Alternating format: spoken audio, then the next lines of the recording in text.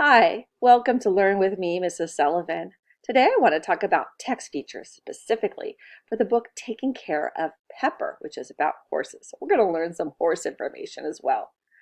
Text features help readers to better understand what the author is trying to share with you or what the author wants to inform you about. Information, what they want to inform you about. A popular text feature is photographs. Photographs give us clear ideas and information. They help us to visualize as if we were there.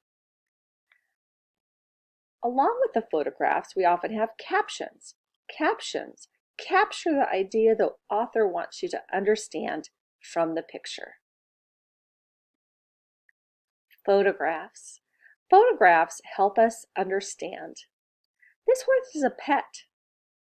It is tame. It lets its owner ride it. What do you see in this picture that helps you understand?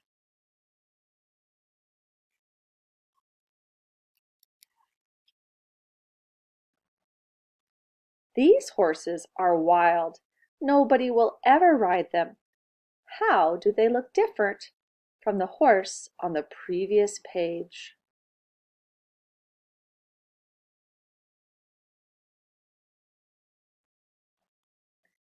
Is this the picture of a wild horse or a tame pet? What evidence do you see in the picture that supports your answer and proves your answer of wild or tame? If I were to prove with evidence, I would say the evidence is this horse is a pet because it's letting someone ride it. A wild horse never would let someone ride it. So I can prove that this is a pet by using the photograph to support my evidence. This photograph has some labels. A label is something that draws our attention to a certain part of the photograph, or sometimes lets us know the name of the part that we're looking at. So in this photograph, I've added the label of reins, not the kind from the sky, but the reins that the horse is wearing here. This horse is wearing reins. They are the straps around the head. They are called reins, and this is how the rider tells the horse what to do.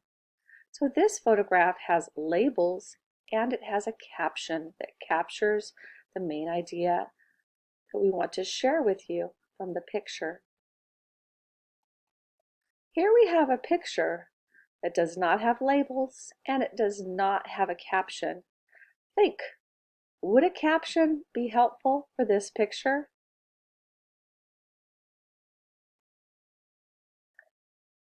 So here we have the picture again, and we have the caption that we really needed. This is how a horse's reins and the bit look. The bit is the silver part that goes in the horse's mouth. Now, if this was not a video, a label pointing to the bit could have been very helpful. Let's take a closer look at close-up photographs. These provide detail to help us understand and visualize. They're pictures taken very close up to really help us see and understand. In this close-up photograph, we see a horse wearing the reins. This is a close-up of a horse's mouth with reins and bit. Here's the bit, which we can't really see because it's inside the horse's mouth. It goes across at the back of the mouth behind the teeth from one side to the other. Here are the reins. The reins are attached to the bit. When the person riding gives a little pull on this side of the reins, it lets the horse know, turn that way. If they pull on this side of the reins, the horns will turn the opposite way. If you want the horse to stop, you give a gentle pull on both of them at the same time.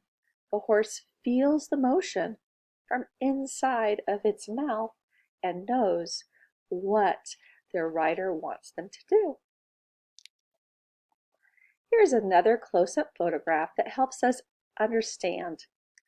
A horse's hoofs are made out of the same type of stuff as our fingernails.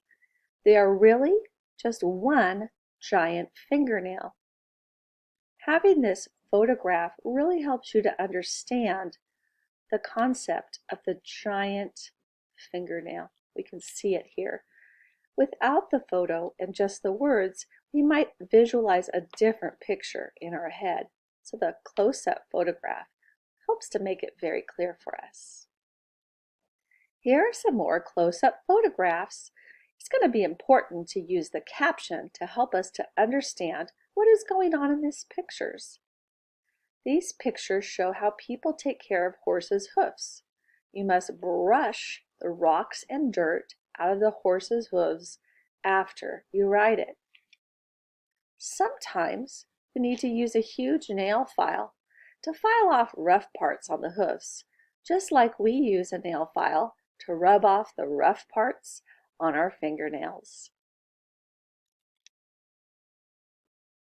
Here is a close-up of a horse's muzzle, the end of their face where the mouth and the nose are. You can see the hairs that it uses to feel things as it's eating. A horse's eyes are kind of far away from its mouth, so the little hairs help it to really be able to find the food that it is eating. In this close-up photograph, we see the close-up of a horse's eye and eyelashes. Eyelashes protect the eyes from dirt, dusts, and insects. A horse's pupil is horizontal. This is the pupil, the black part at the center of the eye that we see through. The outside part is the iris and it's colored. In this case it's colored brown, and I know it's a little hard to see, but here is the pupil. A horse's pupil is horizontal. Most prey animals have horizontal pupils. Most predators have vertical pupils. You can compare and contrast a horse's eye to our eye. Think about the shape that our pupil is. It is neither a horizontal or a vertical. It's a circle. Why would this be? That's an interesting question to think about. I hope learning about the text features and some information about horses is going to help you enjoy the story, Taking Care of Pepper. Thanks for watching Learn with me, Mrs. Sullivan.